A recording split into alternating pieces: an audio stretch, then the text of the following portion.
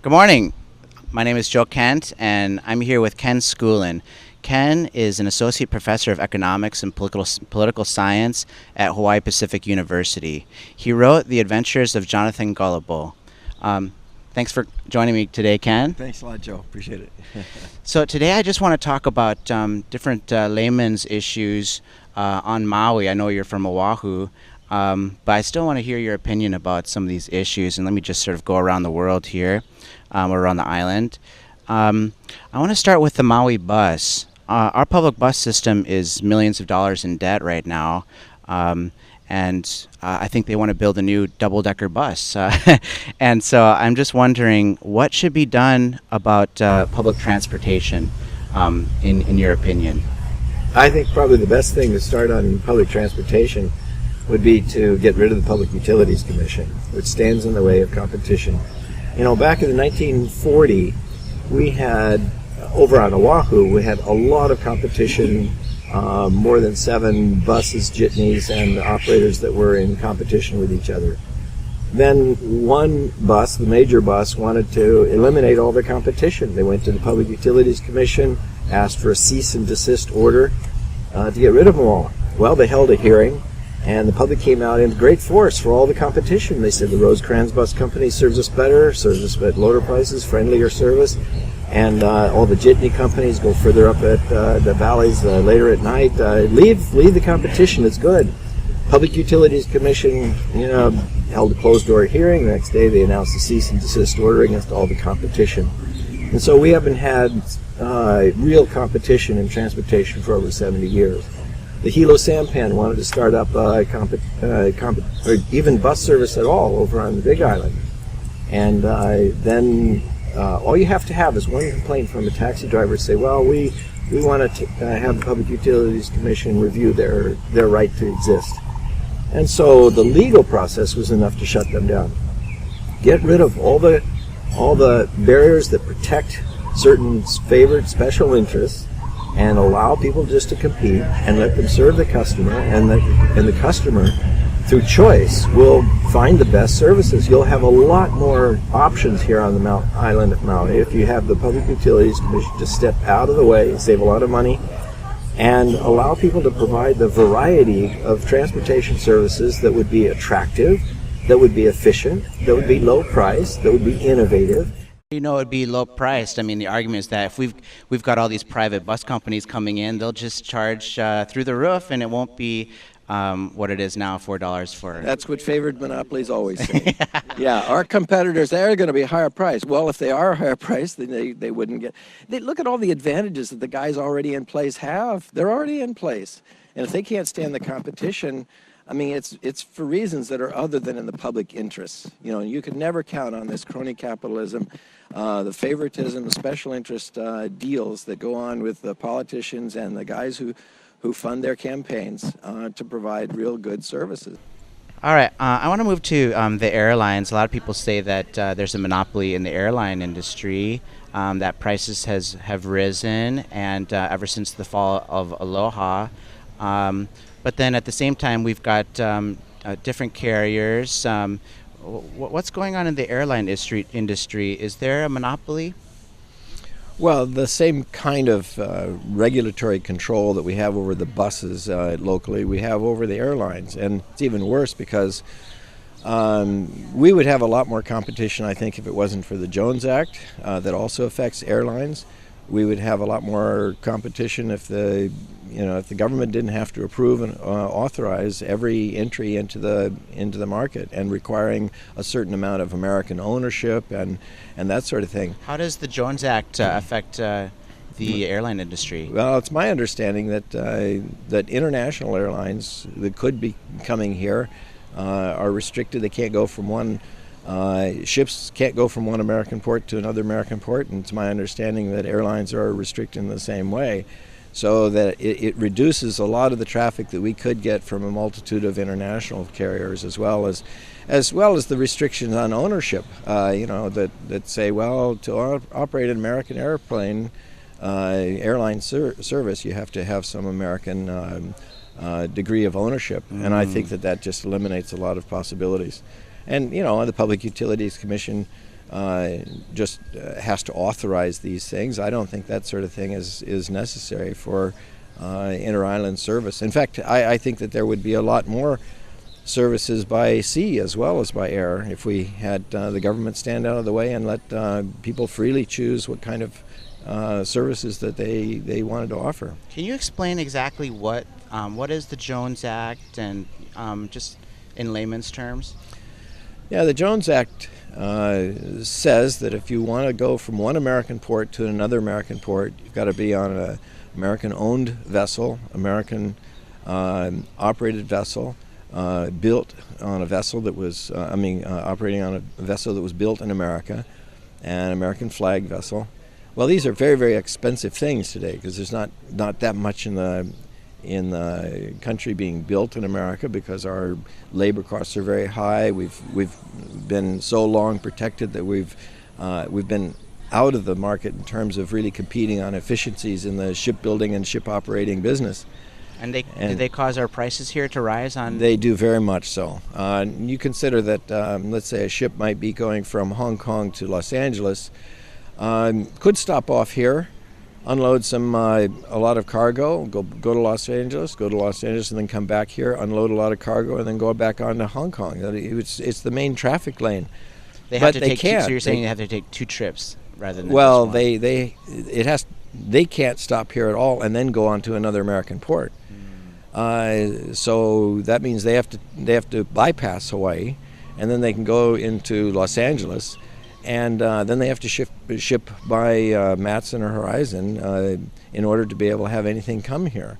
And Bloomberg has recently indicated that that's raised our costs maybe as much as 30%. There's a lot of different analyses done by the International Trade Commission and others, but it has undoubtedly raised our costs a lot, shut down a lot of businesses, eliminated a lot of opportunities, whereas we should be the hub of the Pacific. We should have a port here like Singapore, where you take people and ships and from all over the world and freely operating at low costs.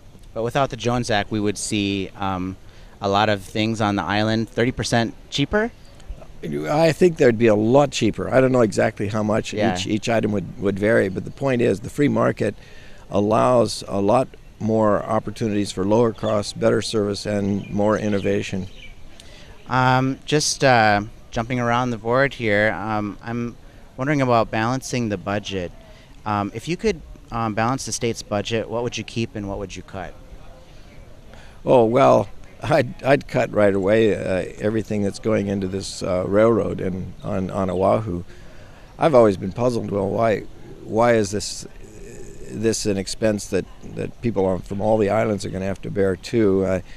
But even beyond that, this is a cost that is greater than the new Panama Canal, and I'm very, very suspicious about any of the information that is said is so feasible when these costs and these analysis, the politicians are so closely connected through their campaign funding and even the money that was supposed to be spent on so-called education of the public was spent really primarily promoting the pro-rail operation. But don't we need rail because it's so congested on Oahu and I mean, wouldn't it just get worse and worse? Oahu is pretty congested already. Well, this goes back to my first point that for 70 years we've had no competition with public transportation. You know, how much more attractive could a public transportation be if we really had competition with the bus and you had opportunities for people to provide a variety of services?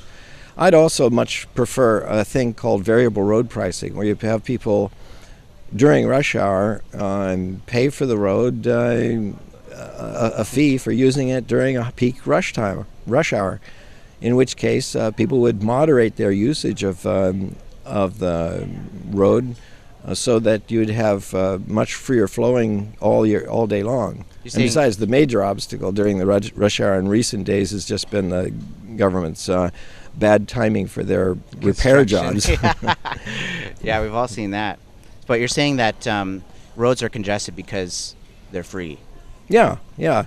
They perceived it as being free. Of course, everybody pays for it, and it's subsidized so heavily in some ways too from other states, which means we get to subsidize roads all over the country in the same manner.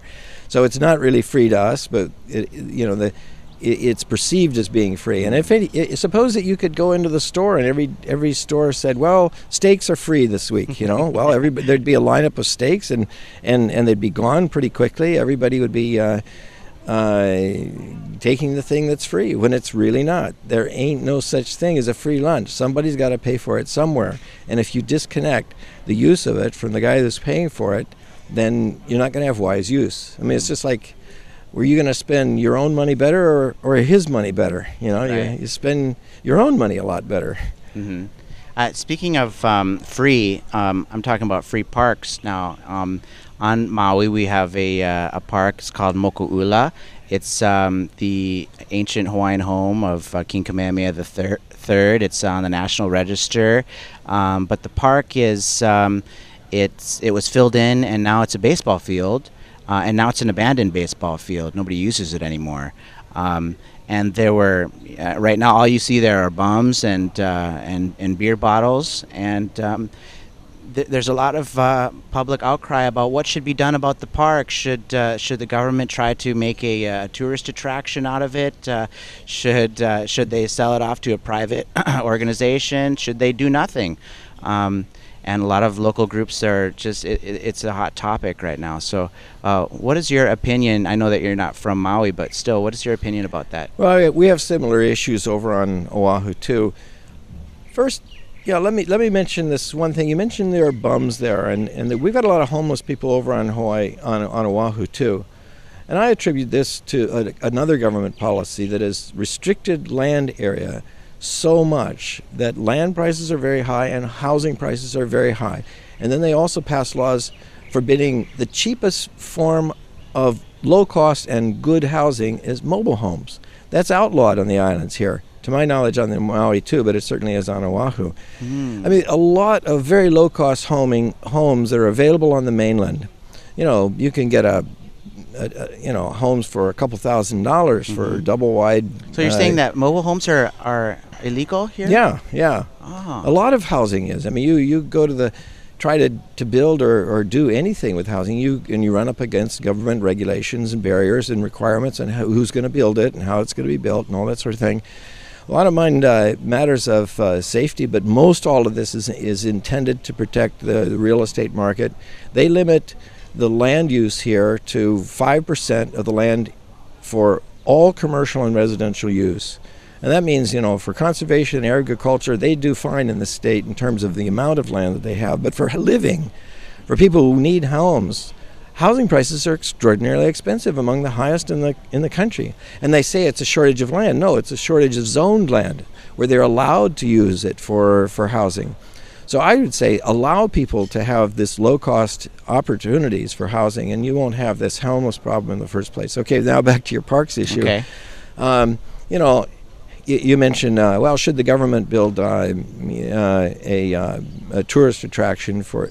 Let the tourist industry build the tour attraction. If they're the ones who want to attract tourists, then let them buy the park, manage the park, and you can bet that it's going to be as nice as the park facilities around the Sheraton Hotel. I mean, the argument though is that if because it's such a sensitive area, there's so much history there that if it were privately run, they'd turn it into Disneyland, and it wouldn't do the park justice to what its history and our community wants, I guess. So if it were a private park, then I mean, what do you say about them turning it into Disneyland versus the government doing it better? Well, the tourist industry is smart enough to know that tourists come because they want to see the historic site. They don't want to come for Disneyland. If they want that, they can go to Disneyland. But also you can make as condition of sale covenants that restrict the kind of use or the purpose of the use of it. But that's certainly better than leaving it as a trash pit where nobody cares for it or pays any attention to it. Mm-hmm.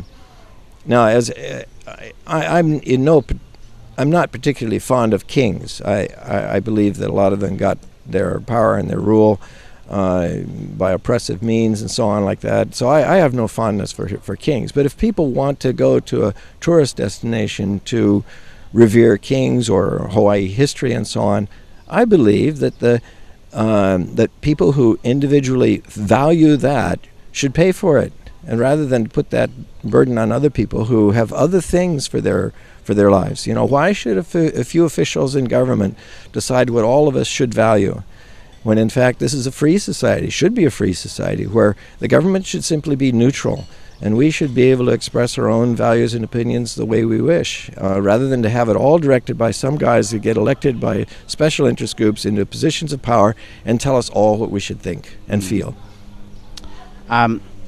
Going on to more and more questions here. Hang on just a second. By the way, how are we doing? How are you doing? Is that sun in your face? Because I can put this on the bushes, keep the sun away from your eyes. Oh, okay. Yeah, sure, okay. Yeah, actually, good it was idea, getting yeah. a little... Okay. Yeah. Oh, there's Mark's ghost, and he's just wondering what you were doing. Oh, yeah. Okay. Yeah, Mark's perfect. Okay, now the question is it behind me? Oh, it probably is, but that's okay. Ah, yeah.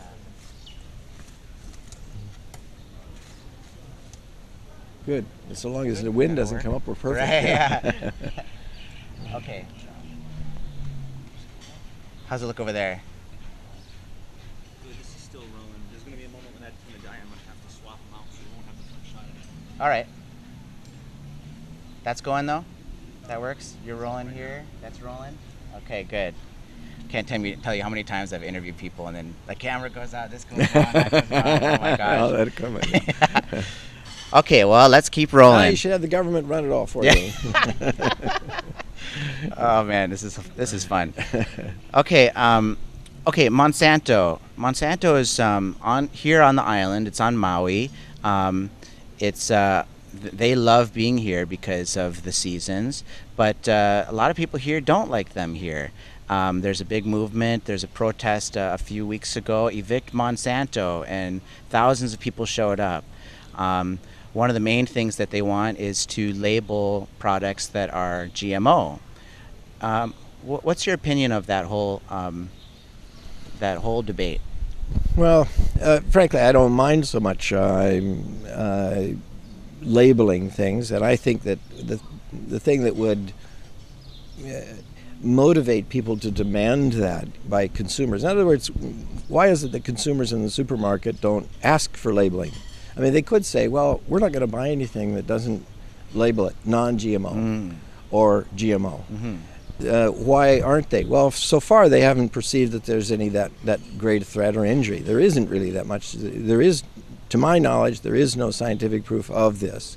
So there is a fear of that it might become harmful one day, that the eating of things that have been genetically modified. But we've always been eating things that have been genetically modified, but not in this manner. I mean, crossbreeding and the shaping of our food, corn and wheat and steak and all of this has been going on for hundreds of years.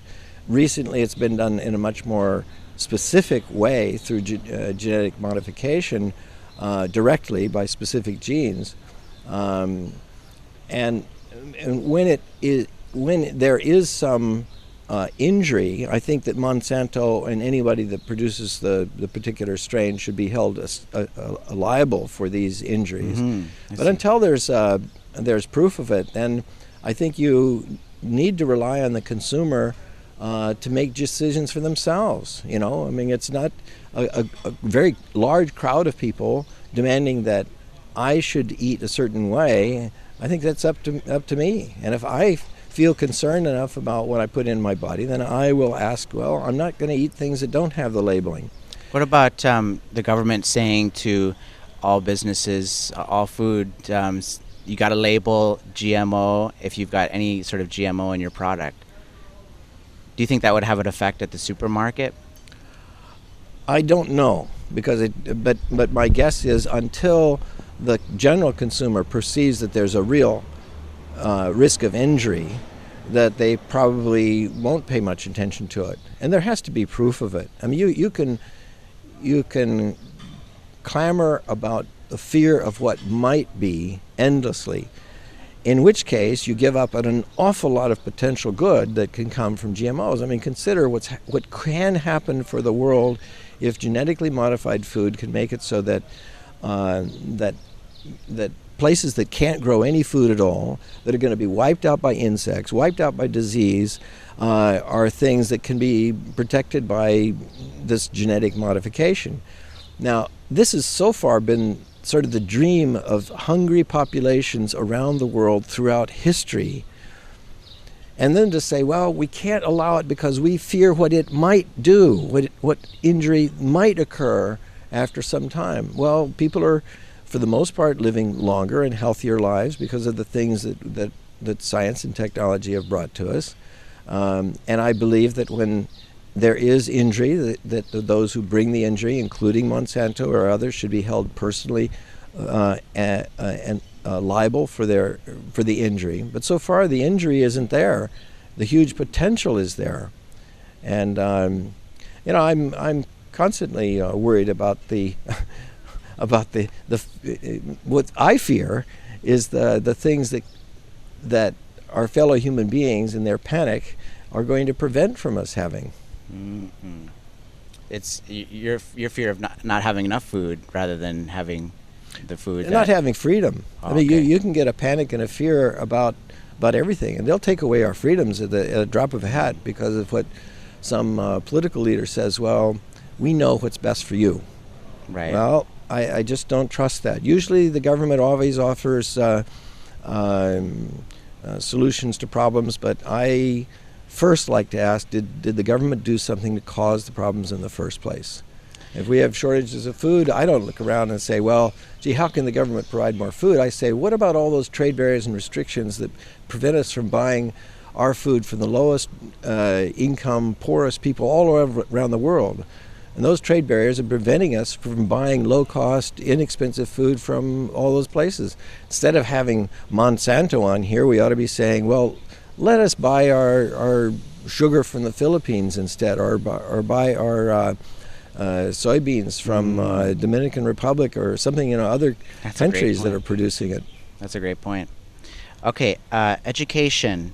Hawaii pays among the most for education, but we get the least. What are some solutions to the education? Should we just get rid of the whole thing? Our vouchers, charter schools? What's the solution that you see? Well, there again, where most people see the government as the solution, I see the government as the problem, the source of the problem. The fact that the government has said, well, a government monopoly school is going to be the way to provide the best education. And frankly, I would leave that choice up to the parents and the students. And sure, a voucher system is an excellent way of allowing the parents to choose, and having competition always provides better innovation, services, and choice. Now, those providing it may not like that, but those who are the customers, which are the students and parents, have a great deal to gain by that sort of thing. But I'd even go further than that. I think that young people shouldn't be treated as slaves of the state for the first 12 years of their lives, where they're told exactly, this is the one shoe fits all, this is the way that everybody has to learn in a government school. I think that a lot of young people throughout history have felt that have come to the realization that a very good way of learning is by imitating your elders. Why separate them and keep them out from society and keep them from being a part of the marketplace where they can learn and follow what their elders are doing? Through most of history, people lived to a ripe old age of maybe 20 or 21 years of age. And that's the time we say, oh, well, now you're just about graduating and about ready to start your life. Well, I think that people are capable of a lot of learning when they're motivated. And right now, they're not motivated. It's just sitting and listening to some, teacher in a practical format of a schoolroom where they just have to follow orders all day long. And you actually look at the results, and a lot of them aren't learning there. But they could be learning if they were motivated by the things that drive all of us in life. We're driven by a lot of different motives, not just one. If let's say that the choice is given to the consumer or the individual about education or the parents. Well, what about those that can't make as many choices? What about those that are poor and should those children just not go to school? And how cheap would or how inexpensive would a private system of education be? I'm talking about a free Yeah. market system. Right, right. Well, we really don't know until we allow freedom to reign. But imagine if the government took over all distribution of food. Let's say, well, sorry, private restaurants are going to work. We're going to have a government restaurant, government cafeterias. Everybody has to go to the what I called in my book the politicaves, political cafeterias, where the government would decide what we eat, would decide what we're going to pay, what we're going to where we have to go, and then this board of digestion would determine, well, we're all going to eat noodles this week. And then next week, well, we'll all eat rice. Yeah. And then the potato lobby would come in and say, well, we want potatoes, and then that's what everyone's, well, given a little bit of time like that, you're going to have a lot of truants. A lot of people are going to try and duck out and sneak to the black market of restaurants and food and back alley kitchens and everything else where they're really going to get something that they like. Mm-hmm. Well, that's sort of what we've got here with the education system. I think that the poor have the greatest amount to gain by a truly innovative, creative system of education that treats them as individuals rather than as cogs in a wheel that have to fit into the government education system. So if we give it to the free market, then now you've got McDonald's school, you've got the Walmart school, and the Macy's school. Rah, yeah. Costco, come to Costco High. I mean, doesn't that seem dirty or filthy? Well, I mean, it doesn't matter what I think. That's where people go. People are going to those places because they have these varieties of food. Now, if I'm a government bureaucrat or politician who's a very elitist, say, well, no, everybody's got to go to the same school that I did in this and learn in the same manner I did. That's very arrogant, very paternalistic, and I think that allowing people the freedom of choice in education is more important than where they go for food. And we would never consider this sort of stuff for food under this society. My wife grew up in China under the Cultural Revolution, and they did try it there for food as well, and they all starved by the millions, Wow. by having the government determine, well, everyone's going to eat in the government kitchen, and we'll have, food served in by directive, by central planning. And let me mention that, too, that the innovation in school has a great deal to offer for people with less income than others. I mean, the people who are rich are I'm not worried about them. They're going to be able to find lots of choices. What we really want are a lot more choices for the people of low income. And you even find that even like Punahou and Kamehameha, they set up huge scholarships so that they can provide access to people who can't afford the schools at their best education, and in which case the wealthier parents are paying for the lower income parents, because it's good for their reputation, good for their image, and they value it. And that creates incentive for kids to do well in school so that they can keep getting the scholarships and so on. Yeah. And with more competition, all prices come down. You're not going to have just monopolies of prestige. Okay, moving on. Business. Hawaii ranks next to last. I'm not sure if it's last currently, but it's almost there in business friendliness. What are some examples of regulation you might want to get rid of? Well, these on transportation. The Jones Act is the number one that I think is impacting Hawaii. Land control and land use. The very, very strict, tight controls. We have prices that are up around over $600,000 for the price of a house. Most of that, half of that at least, is just in the price of the land. All of these prices. The argument for that is, then you've got. Look at these beautiful mountains behind us. You've got. It's filled with mobile homes and skyscrapers and dust and dirt. I mean, isn't there something to say that we want to protect the beauty of Maui and the beauty of Hawaii? Well, yes. but who's to decide? That's always the question. You know, if people, it's nice enough for people to say, well, we enjoy the beauty of that mountainside from our house, but what about, you know, other people who might prefer the trade-off? We're always facing scarcity in life, always choices, what we call in economics opportunity cost.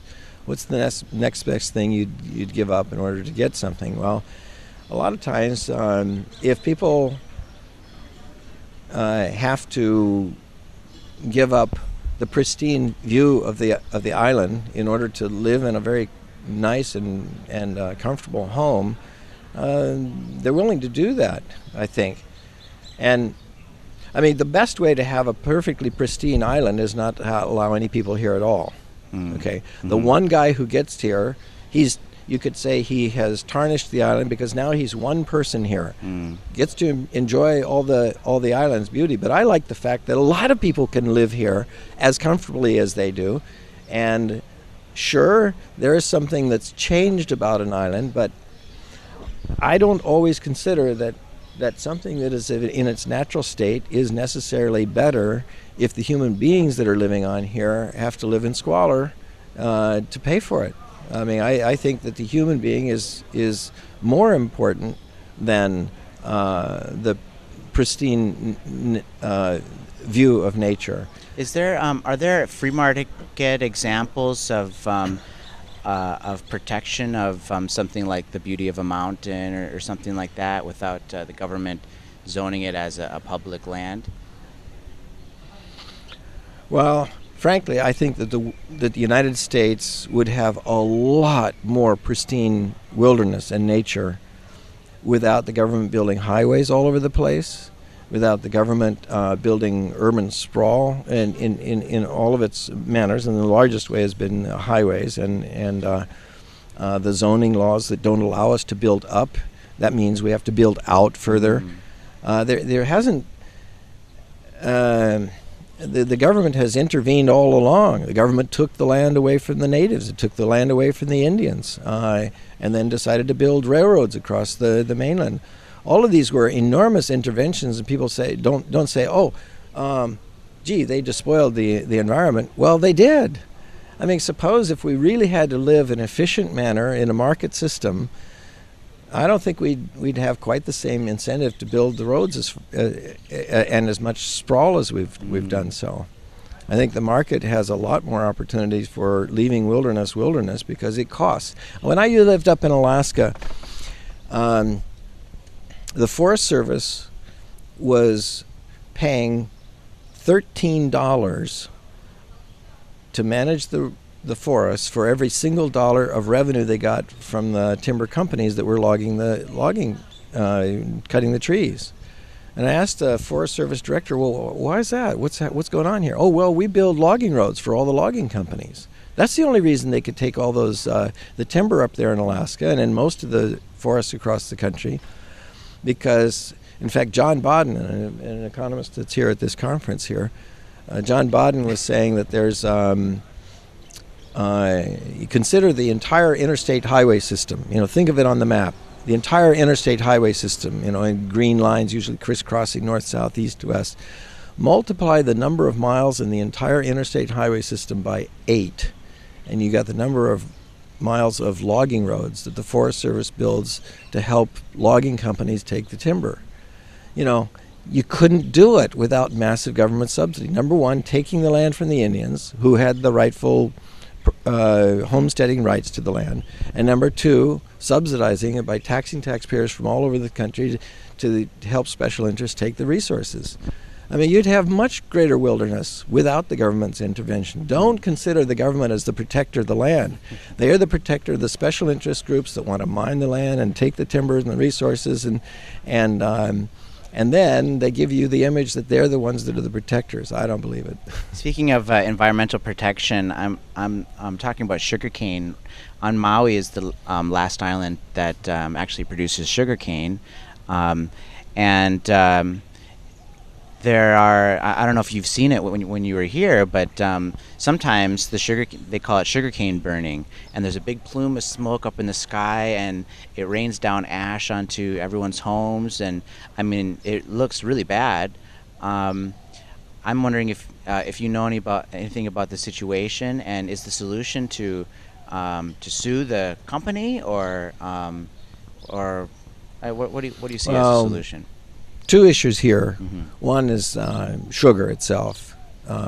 Frankly, sugar has owed its existence here in recent years to protectionism. You know, that it prevents us from buying much cheaper sugar from our allies in the Pacific, like the Philippines. We could be buying our sugar from there and helping them out. Instead of sending foreign aid to the leaders, we would be buying from the people who are producing sugar, and we'd be able to eating a much lower cost sugar here. And I think that's by allowing our own consumers freedom of choice, which is what we've been preaching to the world about free markets. Yeah, follow the free markets, don't follow the communist system of controls and central planning. But with certain industries with an enormous amount of political clout, we have prohibited our consumers from paying for low-cost sugar. So then we've got a sugar industry here, when in fact I think we could have a lot more diversity in agriculture, especially with eliminating the Jones Act, where it was a lot cheaper to import and export agricultural products from this area, where we could be producing flowers for the world, we could be producing coffee for the world, we could be producing a lot of other things. Okay, so that's my beef with sugar. Right. Okay. That it's a highly protected market. Those trade barriers would probably end sugar production here, except as a museum. Now, when they have this cane burning, burning, sure, it's pollution. If I dumped garbage on your yard, you'd insist that I come and clean it up. And if I take the government air and dump it into the air and then dump it onto your yard or in your lungs, I should have to clean it up. But they don't, because they can say to the politicians, well, it didn't come from us directly, it went through the government's air. Well, I'd say you're just as responsible for the injury you do to somebody, and any company that's doing injury to any other person, whether it's a company or a person, you're responsible for it. And sure, yeah, you should be able to sue them. So but then the courts are so inefficient, they probably would take years of settling it, and probably wouldn't, who knows if they'd settle in your favor or in the favor of the guy who paid the most expensive lawyer. Do you know if there's cases in history where people have come up and sued a company that's like something like air pollution, where it pollutes everyone, where they've successfully litigated against something like that, or water pollution? Or is it usually that, well, the big guy gets to pollute as much as he wants, and we just have to put up with it? Well, that's the sad, tragic course that the legal system has taken, pretty much, yeah. It started, I think, there were examples of the railroads. You know, there were farmers who didn't like the sparks that were going from these old locomotives and starting fires in their fields, and they protested about it. And the courts just ruled, well, it's in the public interest that the larger public railroad should be allowed to go through. Well, we do that with eminent domain. Whenever the government says, well, this guy can develop the land and develop the property and pay more in taxes, then through eminent domain we can condemn your property, which we think you're not making as good a use for, and we'll give it to this guy who can make a better use for it. They do that all the time. They do it for a lot of the hotels or retail outlets and so on like that. They're saying that for pollution like that, it's almost like a diffused version of eminent domain. Yeah, exactly. Yeah, that's right. Whereas I think that if they were really protecting rights, individual rights, it wouldn't matter how big you are. You just don't have a right to do it. Just because I'm bigger than you doesn't mean that I have a right to steal your property or your money or your health. Okay. And figuring into this battle over rights is maybe Monsanto is a big lobbyist for this stuff and playing its case with the politicians and setting the rules in that way too. And so I'm really suspicious about both sides, the really, political yeah. side, because it's been done in so many other ways. It could be going on there too. Okay, I want to talk about water.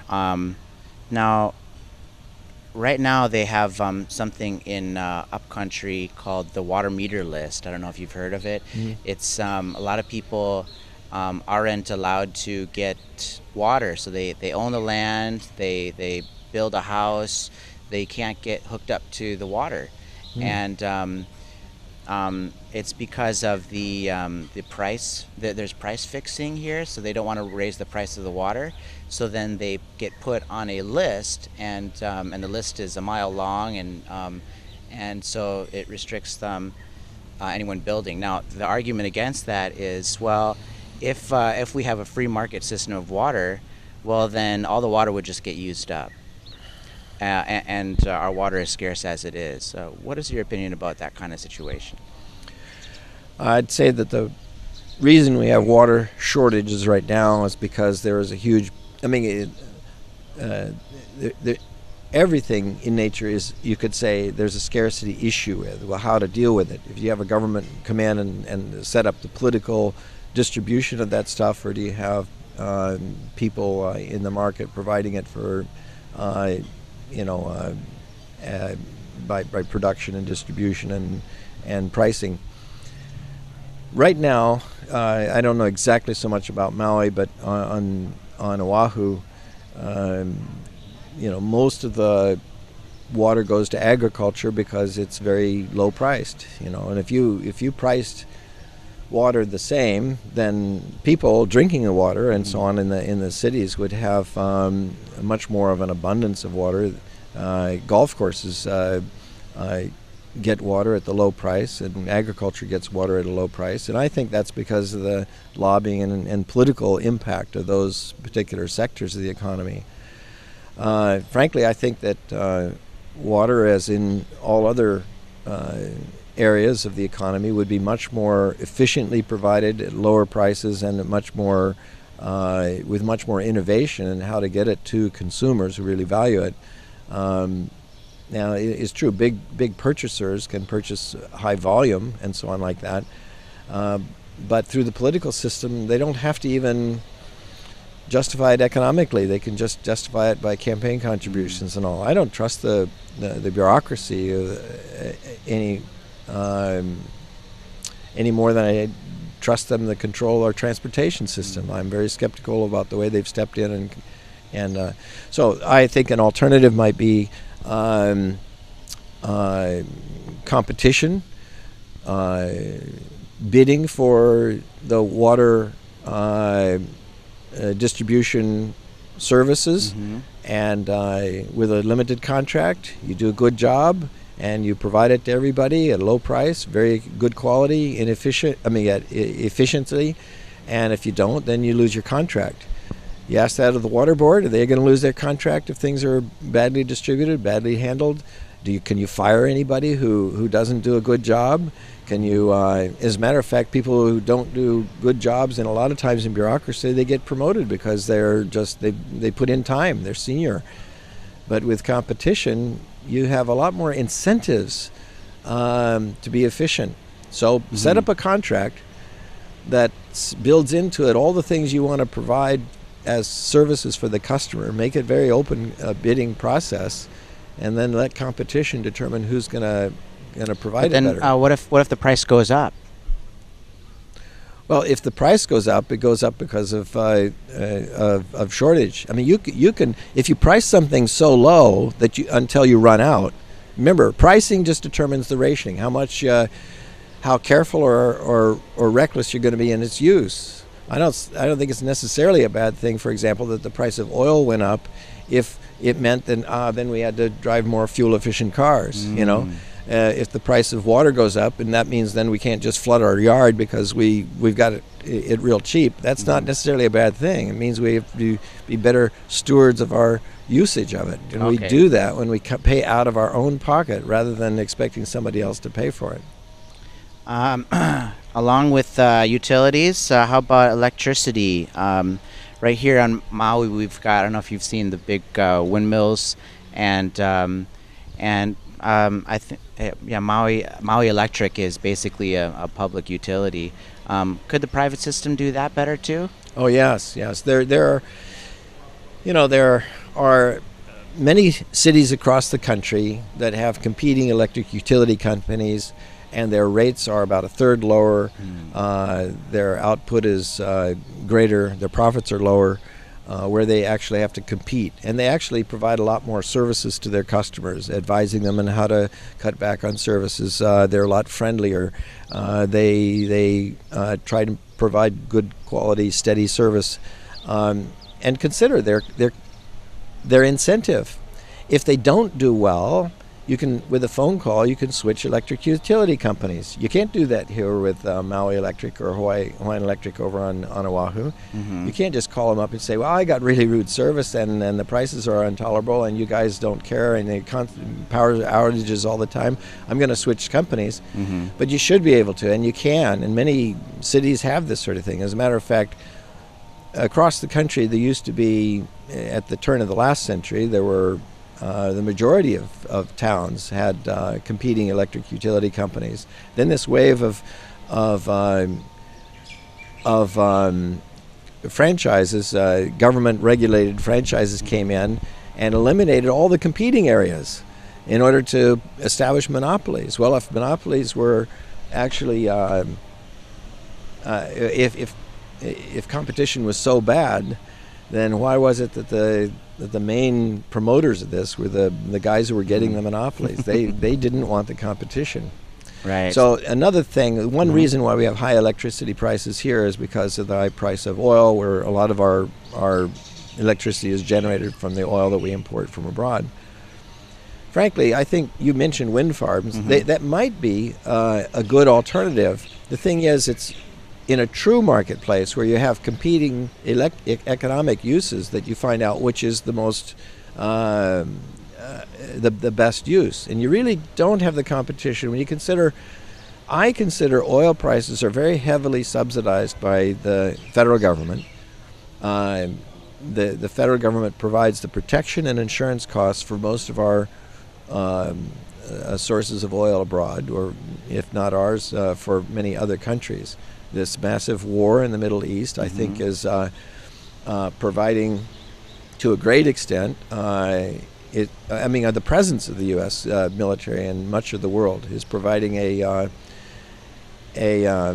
essentially a protection and insurance subsidy to the oil industry. We don't provide this kind of military presence in the middle of Africa where there aren't any oil interests. We do it in the Middle East where there are. And I think without this military presence, the price of oil coming from those regions would be much higher, because it's much riskier to do business in such volatile regions of the world. And then we'd have alternatives. That's right. Then either other places for oil, such as Canada, would seem much more attractive, or other kinds of energy, such as wind and geothermal and tidal and all that sort of thing, would become much more feasible now when you consider the real cost of oil from abroad. People think more creatively when the government gets out of the way.